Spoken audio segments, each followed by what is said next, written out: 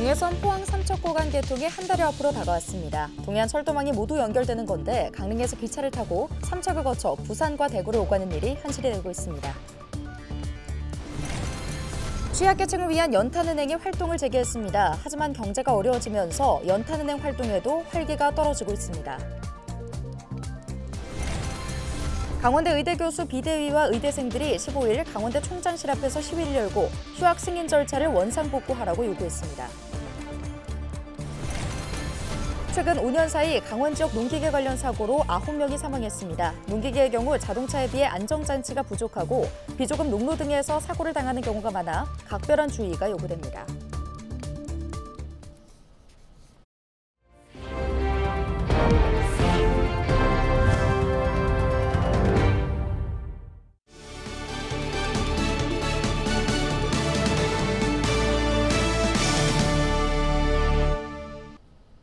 여러분 안녕하십니까? 헬로티비 뉴스입니다.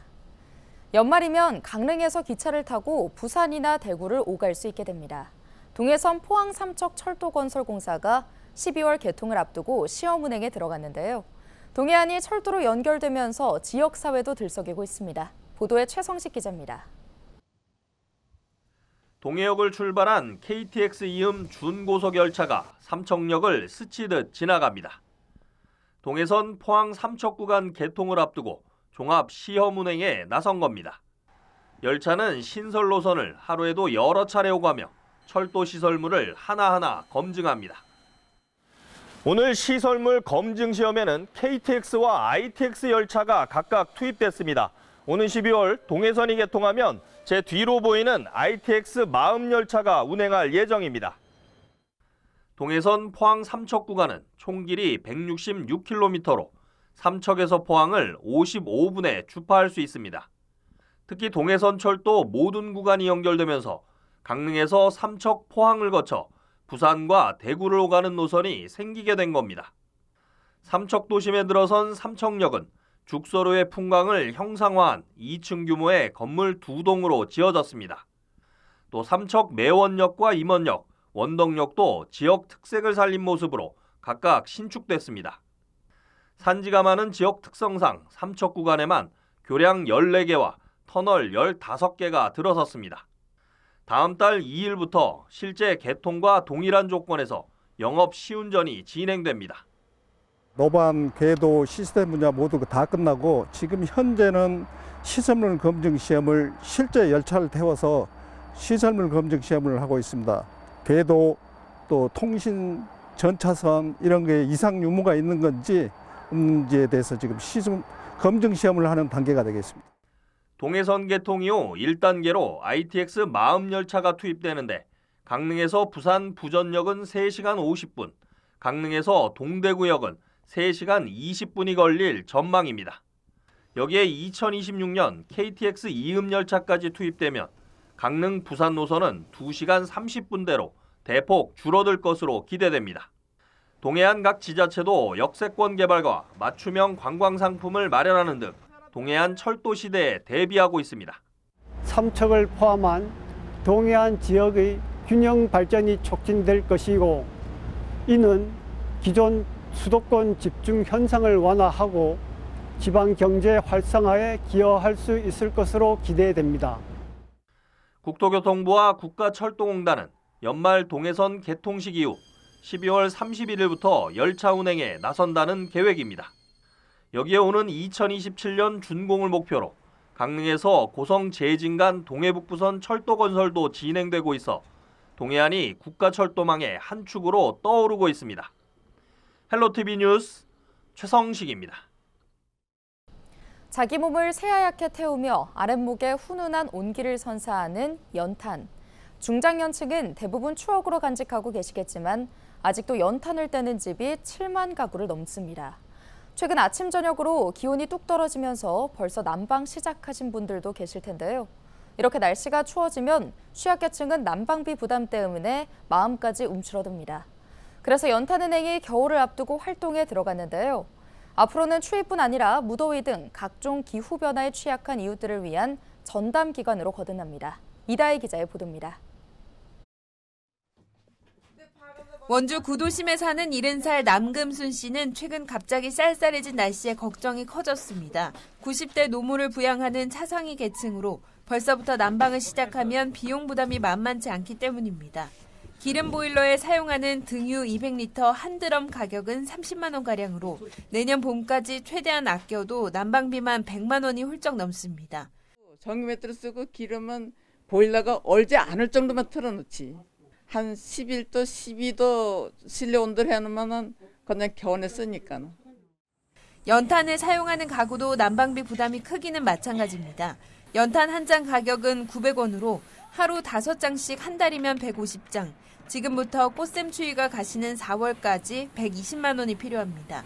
취약계층의 따뜻한 겨울나기를 위해 연탄 등 난방에너지를 무료로 지원하는 연탄은행이 재개식을 갖고 올해 활동을 시작했습니다. 지역 각급 기관과 단체, 시민들은 기부와 배달 봉사로 연탄은행 재개에 동참했습니다. 할머니, 할아버지가 겨울에 따뜻하게 보내면 좋겠어요. 지난 2002년 문을 연 원주 밥상공동체 연탄은행은 매년 평균 26만 장의 연탄을 독거노인과 결손가정 등 어려운 이웃에 전달하고 있습니다. 올해 연탄은행은 기후변화 취약계층 전담기관 선포식을 갖고 추위뿐 아니라 무더위 등 극한기후에 소외되는 이웃이 없도록 노력하겠다는 포부를 밝혔습니다. 기후환경 취약계층 전담기관으로 나라가 만들어준 게 아니라 저희가 스스로 선포를 했습니다. 우리라도 나서서 하지 않으면 누가 하겠냐. 지난해 전국 연탄 사용 가구는 7만 4천 세대에 이릅니다. 이제는 사라질 법도 한데 고유가, 고물가 요인으로 연탄 사용 세대가 되레 늘고 있다는 분석도 나옵니다. 기후변화로 냉난방이 필수가 된 요즘 소외된 이웃을 위한 따뜻한 관심이 필요해 보입니다. 헬로티비 뉴스 이다혜입니다.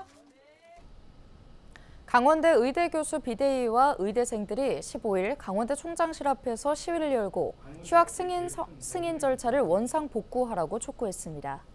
이들은 강원대가 지난 11일 학칙 개정을 거치지 않고 휴학 승인권자를 학장에서 총장으로 바꿨다며 학생들의 정당한 권리 행사를 부정하는 것이라고 항의했는데요. 강원대 의대에서 휴학을 신청한 학생은 279명으로 이 중 약 92%가 휴학 보류 상태입니다. 최근 5년 사이 강원 지역 농기계 관련 사고가 증가하고 있습니다. 농기계는 안전장치가 부족하고 농로도 경사가 급한 곳이 많아 사고 위험이 더욱 높다는 지적입니다. 본격적인 가을 수확철을 맞아 더욱 주의가 요구되고 있습니다. 박건상 기자가 농기계 사고 유형을 정리했습니다. 네, 원주 오픈 스튜디오에서 전해드립니다. 방금 들으신 것처럼 농기계는 일반 자동차에 비해 안전장치가 미흡하다 보니 자칫 대형 사고로 이어지는 사례가 많은데요. 자, 한번 그 건수부터 한번 비교해 보도록 하겠습니다. 자, 최근 5년 사이 농기계 사고 건수와 유형을 좀 전해드리겠는데 먼저 자, 건수부터 보시겠습니다. 자, 2019년이죠. 2019년 373건이던 농기계 사고가요. 2021년에는 351건으로 좀 다소 줄었습니다. 하지만 2023년에는 416건으로 큰 폭으로 증가했습니다. 자, 다음으로 농기계 종류별 사고 건수도 좀 보도록 하겠습니다. 자, 단연 경운기가 712건으로 전체 39.1%를 차지하면서 가장 높게 나타났습니다. 그리고 트랙터도요. 전체 364건으로 20%를 차지하고 있습니다. 자, 예초기 사고도 271건에 달하고 있습니다. 건조기 사고도 만만치 않게 나타났습니다. 자, 계속해서 사고 종류별 이송 구분 현황을 보도록 하겠습니다. 농기계 사고는요, 한 번 일어나면 큰 사고로 이어지는 경향이 있는데요. 자, 먼저 경운기의 경우 보면은 자, 사망이 6명의 사망자가 발생했습니다. 중상자도 200명에 달하고요. 트랙터 같은 경우도 3명이 사망했고 중상자가 88명에 달합니다. 자, 그렇다면 계속해서 사고 유형별로 한번 좀 보도록 하겠습니다. 자, 경운기의 경우는요. 여기 낙상과 추락. 그러니까 경운기에서 사람이 떨어지거나 경운기가 높은 곳에서 떨어지는 경우가 158건에 달했다는 겁니다. 여기에 경운기에 끼거나 깔리는 경우도 그런 사고도 136건에 달했습니다. 트랙터의 경우를 좀 보실까요? 경운기보다 좀 빠르다 보니까 교통사고가 많이 일어나고 있습니다. 교통사고가 106건에 달하고 있고요. 트랙터에 끼이거나 깔리는 사고도 62건에 달했습니다. 자, 계속해서 인명피해 현황을 좀 보도록 하겠습니다. 자, 인명피해 현황을 보면요. 주로 남성이 사고를 많이 당하는 경우가 많았는데 이 중에서도 연령대가 높을수록 피해가 커지는 경향이 있습니다. 자, 60대가 전체 415건으로 가장 많이 차지했고요. 70대도 298명으로 전체 21.9%에 달하고 있습니다. 예, 고령화로 인해 이 같은 결과가 나온 것도 있을 것입니다. 농기계 사고 위험에 대해 일선 소방 관계자들은 이야기 들어보도록 하겠습니다. 농기계는 안전장치가 부족하고 개방형 구조로 되어 있어 사고 시 인명피해가 크게 발생할 수 있습니다. 특히 도로에서 농기계를 운행할 때에는 동화장치를 꼭 부착하고 안전수칙을 꼭 철저히 지켜주시기 바랍니다. 바쁜 수확철 인력도 많지 않은 농촌에서 농기계를 사용하는 것은 불가피한 일입니다. 하지만 각별한 주의를 통해 사고를 예방하는 것이 무엇보다 급선무일 것입니다. 그리고 일선 지자체에서도요, 농로 정비에 적극 나서주시고 도로에서 농기계를 발견하면 각별하게 좀 주의를 기울이시는 것도 중요할 것입니다. 지금까지 원주 오픈 스튜디오에서 전해드렸습니다.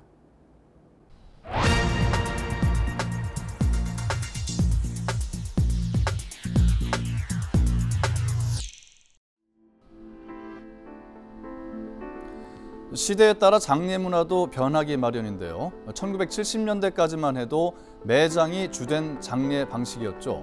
하지만 그러다 온 국토가 묘지로 뒤덮일지 모른다는 우려에 화장이 보편화되기 시작해 1994년 20%였던 화장률이 2000년에는 38%로 늘었고 2023년에는 90%를 넘어섰습니다. 인식 변화에 따른 현상이죠.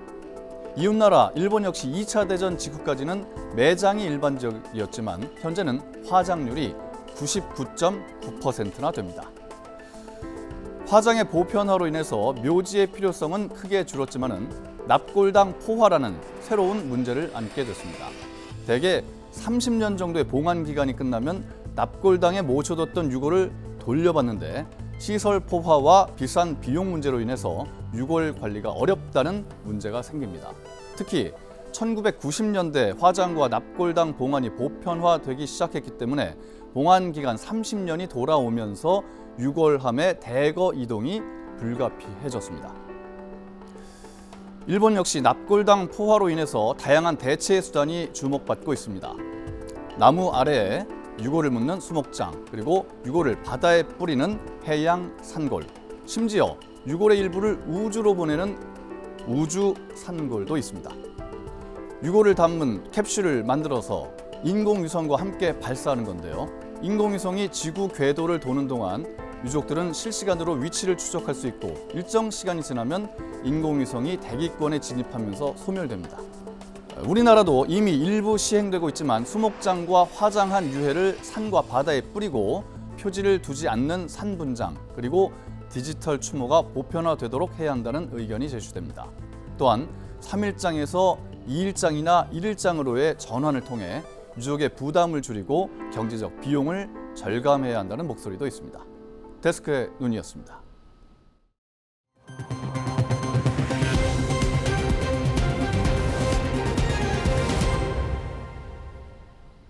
원주시의회 광문근 의원이 윤리특별위원회에 회부했던 조창희 의원에 대한 징계를 철회해 줄 것을 요청했습니다.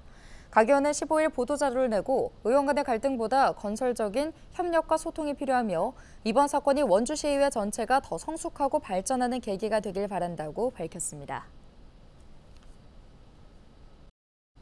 오늘 준비한 소식은 여기까지입니다. 함께해 주신 여러분 고맙습니다.